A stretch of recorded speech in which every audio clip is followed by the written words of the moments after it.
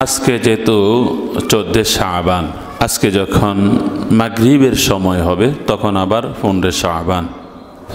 এই কারণে হাদিসের মধ্যে আসছে ইজা কানাত লাইলাতুন নিসফি মিন শাবান, লাইলাতুন নিসফি মিন শাবান, যে যখন শাবান মাসের 14 রজনী হবে, যখন শাবান মাসের 14 দিন হবে, মাঝামাঝি দিন হবে, তখন তোমরা বেশি বেশি ইবাদত বন্দেগী করবা। ইবাদত বন্দেগী কি করবা? বেশি বেশি করবা। আসলে এখানে আমাদের দেশগুলোতে শবে বরাত যেটাকে আমরা বলে থাকি, একটা হলো শবে বরাত আর একটা হলো শবে কদর। শবে কদরের কথাটা সরাসরি আল্লাহ পাক রব্বুল আলামিন কোরআনে বর্ণনা করে দিয়েছেন। এই কারণে সূরাতুল কদর একটা সূরায় আছে। কথা বুঝে আসছেনি? আর শবে বরাত, শবে বরাত সব শব্দের অর্থ হলো রাত্র, রাত। আর বরাত শব্দের অর্থ হলো মুক্তি, তাহলে মুক্তির রাত্র। এটা আমরা বাংলাতে বলে থাকি, আসলে বাংলাতে এটা না। হাদিসে যেটা আসছে লাইলাতুন নিসফি মিন শাবান, যে শাবান মাসের মাঝামাঝি রাত্রিতে তোমরা ইবাদত বন্দেগী বেশি বেশি করবা। তো এখানে অনেক সময় আমরা এই শব বরাতটাকে অন্যভাবে নিয়ে থাকি, মানে অর্থাৎ এমন গুরুত্ব দিই মনে হয় যেন আমরা ফরজরে এত গুরুত্ব দিই না, ফরজরে এত কি দিই না, গুরুত্ব দিই না। অথচ এটা আল্লাহর হাবিবের এই হাদিসটা নিয়েও হয়তো অনেক মতভেদ আছে, কেউ সহি, কিন্তু এটা আমলযোগ্য, আমল করা যাবে। যেহেতু নিসফে মিন শাবান, আপনি আমল যে কোনো সময় করতে পারেন, আপনি এখনও করতে পারেন, আপনি যখনই সময় পাইবেন তখনই আপনি ইবাদত বন্দেগী করতে পারেন। আমাদের মাঝে আমরা এই শবে বরাতটাকে আমরা কি মানে নিয়েছি জানেন? আমরা মনে করি, বিশেষ করে আমাদের এশিয়া মহাদেশগুলোতে এই জিনিসটা আমরা মনে করি শবে বরাত যখন আসবে তখন হালুয়া রুটি বানাইতে হবে, ভালো পাকশাক করতে হবে, ভালো খাওয়া দাওয়া করতে হবে, আর ফরজ নামাজ পড়ি বা নাই পড়ি সবার রাত্রিতে দুনিয়ার যত নামাজ আছে সমস্ত নামাজ পড়তে থাকবো, এই নিয়ত করা যাবে না। বরঞ্চ আপনার জন্য উত্তম কোনটা, আমাদের জন্য উত্তম কোনটা। এবং আমাদের মাঝে দেখেন অনেক সময় আমরা শবে বরাতের রাত্রিতে, ঈদের রাত্রিতে, এই শবে কদর রাত্রিতে আমাদের মুসলমানরা দেখেন আসলে আমরা কোন দিকে যাইতেছি, আমরা আমাদের সঠিক পথটাকে ভুলে গেছি। আর আমরাও কেমন অভিভাবক যারা আছি তারা একটু সচেতন হই না। এই যে দেখবেন বাচ্চারা ফটকা ফুটাইব, মিছিল নিয়ে বাইর হবে, দলে দলে হাঁটবে, এই করবে সেই করবে না। আপনি আপনার সন্তান ঠিক আছে শবে বরাত নামাজ পড়া, নামাজ পড়ার জন্য কি কোনো সময় কি বাধা আছে? কোনো বাধা নাই, আপনি যে কোনো সময় নামাজ পড়তে পারেন। আপনার জন্য কি বাধা আছে যে আপনি রোজা রাখতে পারবেন না? শুধুমাত্র যেটা 5 দিনের মধ্যে রোজা রাখা হারাম, যেমন আইয়ামে তাশরিকের দিনগুলোতে আর 2 ঈদে, ওটা নিষেধ। তো এর বাইরে কি কোনো দিন কি নিষেধ করছে শরীয়ত? এমন কোনো জায়গায় বলছে যে না তুমি রোজা রাখতে পারবে না? আপনার যখন মনে চায়, আপনার মনে চাইছে, আল্লাহর বিধান এটা, মানে রোজা আল্লাহ বিধান করছে, এটাতে একটা মাস নির্ধারণ করে যে এটা হলো ফরজ। এখন আপনি যদি নফল যদি এটা পালন করতে চান, আপনি যে কোনো মুহূর্তে পালন করতে পারবেন, যে কোনো সময় আপনি কি করতে পারবেন, পালন করতে পারবেন। তা আপনি করেন, আপনি এক সময় শয়তানের ওয়াসওয়াসা আপনি করেননি, এখন আপনার মনে চায় যে না আমি আসলে নামাজ পড়িনি, শয়তানের দোকাতে আমি ফরজ নামাজগুলো আদায় করিনি, আমি সুন্নত আদায় করিনি, নফলগুলো আদায় করিনি। এই কারণেই আল্লাহর হাবিব রাসূল পাক সাল্লাল্লাহু আলাইহি ওয়াসাল্লাম হাদিসের মধ্যে বলছেন ইয়াতাকাররাবু ইলাইয়া আবদি বিন নওয়াফিল। আল্লাহর হাবিব রাসূল পাক সাল্লাল্লাহু আলাইহি ওয়াসাল্লাম হাদিসের মধ্যে বলছেন ইয়াতাকাররাবু ইলাইয়া আবদি, যে আল্লাহ পাক রব্বুল আলামিনের নৈকট্য ওই সমস্ত ব্যক্তিরা বেশি অর্জন করতে পারবে যে সমস্ত ব্যক্তিরা কিসের দ্বারা? বিন নওয়াফিল, নফলের দ্বারা। আপনি দেখেন ফরজ নামাজ এটা বিধান না, এটা বিধান, ফরজ করছে, এটা আপনাকে পড়তেই হবে, ছাড়া যাবে না, ওজর ব্যতীত ছাড়া যাবে না। হ্যাঁ, এখন নফল যেটা পড়া হয়, এই নফলটা নিজের থেকেই পড়া হয়। আমার মনে চাইছে, আমি সময় পাইছি আসরের নামাজ, হয়তো আমি ওযু করিয়ে আসছি, আসার পরে দেখলাম যে না 5 মিনিট সময় আছে। তো সময় এখন চিন্তা করলাম যে 5 মিনিট সময় আছে, তো কী করবো, 2 রাকাত নামাজ পড়িনি। তাহলে এই 2 রাকাত দিয়ে নামাজ পড়ছেন, এটা আপনি আগ্রহ করিয়ে পড়ছেন, এটা আপনি নিজের থেকে পড়ছেন। এখন আপনি যে নামাজ পড়ার জন্য আসছেন সেটা হলো আপনি ফরজ নামাজ, আল্লাহর বিধানটা পালন করার জন্য আসছেন, হুকুমটা পালন করার জন্য আসছেন, আসরের নামাজ পালন করার জন্য আসছেন, জুমার নামাজ এখন আসছেন, জুমার নামাজ পড়ার জন্য আসছেন। এখন যদি দেখা যায় যে জুমার নামাজের আগে আপনি সময় পাইছেন, হয়তো বয়ানের আগে কিছু দিনই আলোচনা হবে, এর আগে আপনি আসছেন, যখন আপনি বসছেন দেখতেছেন যে না সময় আছে, তখন আপনি 2 রাকাত নফল নামাজ পড়ে নিলেন। কবলাল জুমা বা আদাল জুমা যেগুলো আসা সুন্নত সেগুলো আদায় করাও পরেও আপনি কি করলেন, 2 রাকাত নামাজ আদায় করলেন। এই 2 রাকাত নামাজ যদি আদায় করেন, সেটা আপনি নিজের থেকে কি করলেন, আদায় করলেন। এই কারণে আল্লাহর হাবিব রাসূল পাক সাল্লাল্লাহু আলাইহি ওয়াসাল্লাম বলছে, ইয়াতাকাররাবু ইলাইয়া আবদি বিন-নওয়াফিল, যে বান্দা আমার নৈকট্য হাসিল করতে পারবে কিসের দ্বারা, নফল ইবাদত বন্দেগীর দ্বারা। আমি বিধান দিয়ে দিছি, সে বিধান পালন করলো, এটার দ্বারা তো আমি সন্তুষ্ট থাকবো। আরও যদি বান্দা যদি তার নৈকট্য যদি হাসিল করতে চায়, সে যদি আরও আমাকে কাছে পেতে চায়, তাহলে সবচেয়ে বেশি সে নফল ইবাদত বন্দেগী করুক। দেখে নফল ইবাদত বন্দেগী করবেন। বিশেষ করে এই আমাদের সমাজগুলোতে এখন মোটামুটি অনেক মানুষ বুঝে আসছে। আবার অনেকে বলে থাকে যে শবে বরাত সম্পর্কে কোনো হাদিস নেই। না, এখানে একটা জিনিস হলো আমাদেরকে স্মরণ রাখতে হবে, শবে বরাত আমরা যে এইভাবে নিছি এইভাবে নয়, হালুয়া রুটির শবে বরাত নয়, ফটকাবাজির শবে বরাত নয়, বাজি বাজানোর শবে বরাত নয়, ভালো ডোকডাল ফিডে আয়োজন করা এটা শবে বরাত নয়, বরং শবে বরাত হলো তুমি ইবাদত বন্দেগী করো। আর একটা জিনিস হলো আমরা একবারে জামায়াত হয়ে কি করি, নামাজ পড়ি না। আপনি ঘরেও পড়তে পারেন। আপনি যখন মনে করবেন যে না ঘরে পড়লে আমার সমস্যা হবে, ঘরে পড়লে একটু আমি হয়তো দেখা যায় যে কোনো জামিলের কারণে হয়তো ঘরের মধ্যে আমার নামাজ পড়া হবে না, ইবাদত হবে না, তা আপনি মসজিদে এসে পড়তে পারেন, কোনো সমস্যা নেই, কোনো কি নেই, সমস্যা নেই। তো যাই হোক, আমরা মূল কথার দিকে চলে যাই।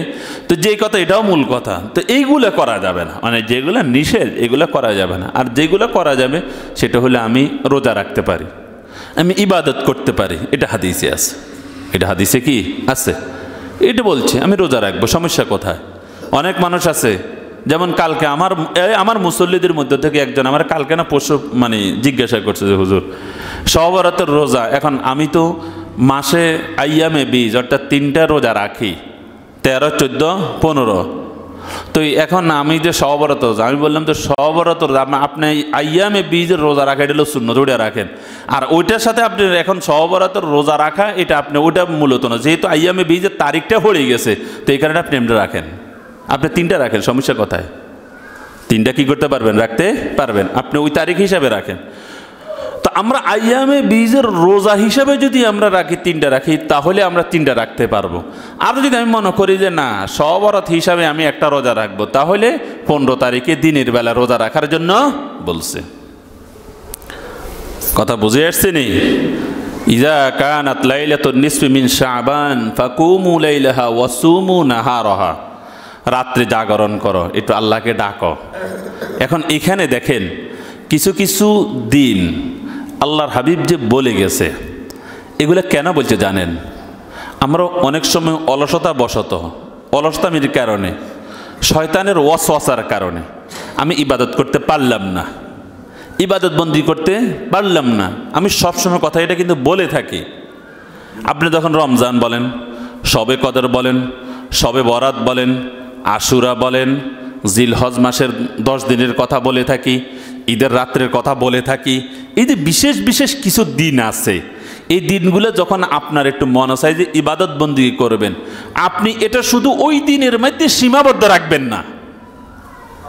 আপনি শুধু ওই ইবাদতটাকে আপনি ওই দিনের মধ্যে সীমাবদ্ধ রাখবেন না।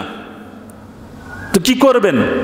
আপনাকে মূল বিষয় যেটা, সেটা হলো যে আল্লাহ তুমি আমার অন্তরের ভিতরে দিয়ে দিয়েছো, যখন আমি ওয়াসওয়াসার কারণে, শয়তানের ওয়াসওয়াসার কারণে আমি ইবাদত বন্দি করতে পারলাম না, আজকে যাই হোক শবে বরাতের রাত্রি, নয়তো শবে কদরের রাত্রি, নতুবা ঈদের রাত্রি, নতুবা জিলহজের প্রথম 10 দিনের রাত্রগুলা নাকি, এইভাবে নতুবা আশুরের দিনগুলা, এই দিনগুলোতে যখন আমি ইবাদত বন্দিগি করতেছি, হে আল্লাহ তুমি আমার অন্তরের ভিতরে এটা ঢেলে দাও, যাতে করে আজকের দিন আমি যেরকম ভাবে ইবাদত বন্দিগি করতে পারছি, যাতে করে সব সময় তোমার ইবাদত বন্দিগি এইভাবে করতে পারি।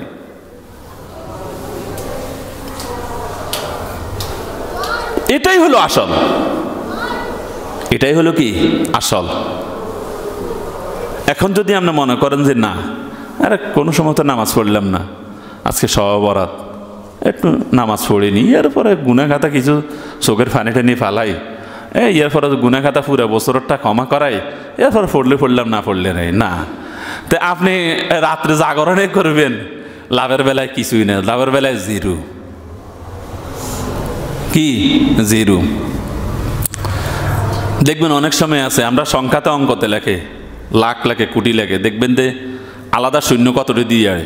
এখন একের সাথে যদি শূন্য একটা দেয় তাহলে 10 হবে, শূন্য 2টে দিলে কত হয়? 100 হয়, 3টে দিলে 1000 হয়। তো এইভাবে শূন্য, কিন্তু এখন যদি এক যদি না থাকে তাহলে শূন্যের দাম আসেনি, কি আসেনি? নাই। তো এখন যদি আপনার আসল মূল যে জিনিস এক আপনাকে ধরে রাখতে হবে, একটা হলো আমার নিয়ত হবে যে আমি সব সময় ইবাদত করব। আর যেখানে শূন্য টূন্য আছে, এখন যখন আমি একের সাথে যখন আমি ইবাদত বন্দি করলাম, 5 ওয়াক্ত নামাজ পড়লাম, এটা ধরে নিলাম আমি এক, এটা ধরে নিলাম মূল সংখ্যা, মূল কি সংখ্যা। এবার 1 হইতে পারে, 5 হইতে পারে, 7 হইতে পারে, যেটাই হোক। এবার এটার সাথে যদি আমি জিরো লাগাই দিই, তাহলে আমার ইবাদত বন্দিগির আমার নেক আমলটা কি করতে থাকবে? বাড়তে থাকবে। বুঝে আসছে? তো এইভাবে এখন ধরেন কথার কথা, আজকে মা বোনদেরকেও বলতেছি, সকলকে আমার উপরের মাইকগুলো চলানোর পিছনে একমাত্র কারণ হলো যে আমার এই মাইকের আওয়াজগুলো যাবে মা বোনদের উদ্দেশ্যে। উপরের যে মাইকগুলো দেওয়া আছে, আপনাদেরকে আমি সবসময় বলে থাকি, আমার বয়ান ধরেন হয়তো আপনারা 12:30টার ভিতরে একটু পবিত্র হয়ে নিরিবিলভাবে বসে যখন আমার বয়ানটা কমপক্ষে 12:50-এর পর থেকে আপনারা নিরিবিলভাবে শুনবেন, আমি তখনই সার্থক হব, তখনই আমি কামিয়াব হব, যখন আমার একটা জুমার বয়ান থেকে যদি আমার কোনো মুসল্লি, সে পুরুষ হোক সে নারী হোক, যদি কোনো একজন ব্যক্তি আমার এই একটা বয়ান থেকে যদি একটা আমলও যদি শিখে অর্জন করে, যদি ওই আমলটা যদি সে করে, তাহলে আমিও সওয়াব পাবো, আপনার সকলেই কি পাবেন? সওয়াব পাবেন। তো এই কারণে আমার মূল সংখ্যা ধরে রাখতে হবে। মূল সংখ্যা কি? আমি 5 ওয়াক্ত নামাজ রীতিমতো আদায় করব। আমার উপরে জাকাত ফরজ হলে আমি জাকাত আদায় করব। রোজা ফরজ হলে আমি রোজা আদায় করব। হজ ফরজ হলে আমি হজ আদায় করব। আল্লাহর বিধিবিধান যেগুলো আমার উপর আল্লাহ পাক রব্বুল আলামিন বিধিবিধান দিয়ে দিয়েছেন, ফরজ করে দিয়েছেন, ওয়াজিব করে দিয়েছেন, আমি সেইগুলো পালন করব। এগুলো পালন করার পরে আমি যত নফল ইবাদত বন্দিগি করব, ওইটা আমার মূল সংখ্যার সাথে, এবার জিরো হোক যতই কিছু হোক, এটা আমার সংখ্যাতে নেকির সংখ্যা কি করতে থাকবে? বাড়তে থাকবে। বাড়াই দিবে কে? আল্লাহ। কে? আল্লাহ।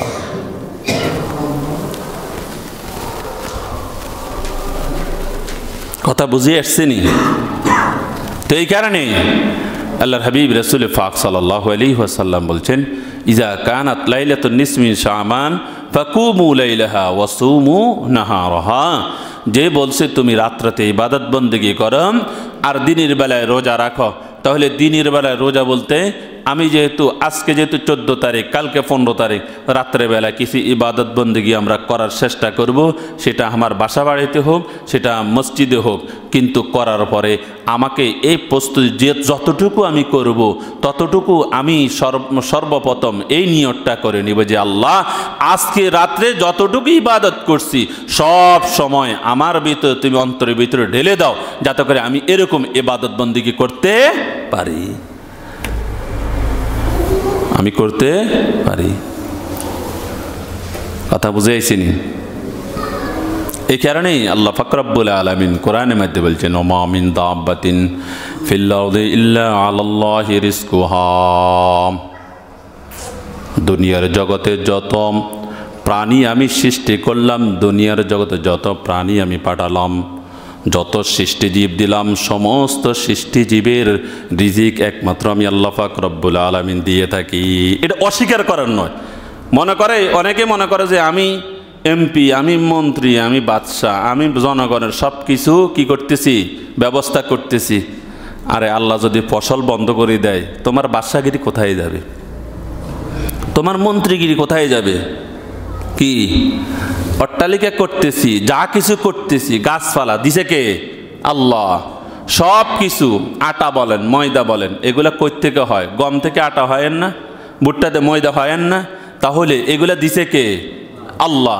এখন এগুলা যদি না দিত, চাউল দিছে কে? আল্লাহ। ডাল কে দিছে? আল্লাহ। ফসল যত কিছু আছে সমস্ত কিছু দিছে কে? আল্লাহ। আমি রোপণ করছি, একটু মেহনত করছি, যে লাগাইছি, এটাকে বড় করছে, সমস্ত কিছু করে এটার ভিতরে ফসল দিয়া দিছে, ফল দিয়া দিছে, কে দিছে? আল্লাহ। তাহলে ওইটা যদি না দিত আমি খাইতাম কই থেকে? আসতো? তাহলে মূল রিজিক তো ওইটাই। কথা বুঝে আসছেনি? এই কারণে আল্লাহ থেকে কখনো মুখ ফিরানো যাবে না। এই কারণে আল্লাহ পাক রব্বুল আলামিন কোরআনের মধ্যে বলছেন, মান আরাযা আন যিকরি ফাইন্না লাহু মাঈশাতান দানকা। যে সমস্ত ব্যক্তিরা আমার থেকে বিমুখ হয়ে যায়, তার জীবনকে আমি সংকীর্ণ করে দিই। কি করে দিই? সংকীর্ণ। বিমুখ হওয়া যাবে না। সব সময় আমার অন্তরটাকে ঝুঁকে রাখতে হবে কার দিকে?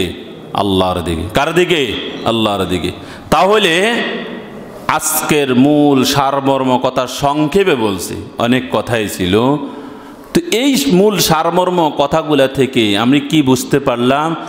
একটা হলো, আমরা সবরাত নামে যেইগুলা করি সেটা হলো পটকাবাজি করা যাবে না, হালুয়া রুটি বানানো যাবে না, গান বাদ্য করা যাবে না, দলাদলি করা যাবে না। শুধুমাত্র যদি আমি করে নিরিবিলভাবে আমি আল্লাহকে ডাকবো, আর আল্লাহর হাবিব রাসূল পাক সাল্লাল্লাহু আলাইহি ওয়াসাল্লাম যে কথাটা বলছেন, তুমি ইবাদত বন্দেগী করো এবং রোজা রাখো, তাহলে আমি ইবাদত বন্দেগী করব, রোজা রাখবো এবং আমল করব, জিকির আজকার করব, তেলাওয়াত করব, এবং এই নিয়ত এখন থেকে করে নিব যে আল্লাহ যা কিছু তুমি আমার দ্বারাই যতটুকু আমল করাইছো অতটুকু আমল আমাকে সব সময় করার তৌফিক দান করো। তাহলে দেখবেন আপনার জীবন সফল। তাহলে দেখবেন আপনার জীবন কি সফল। না হলে দেখবেন সারা জীবন অবহেলিতভাবে চলে যাবে, শেষ হয়ে যাবে।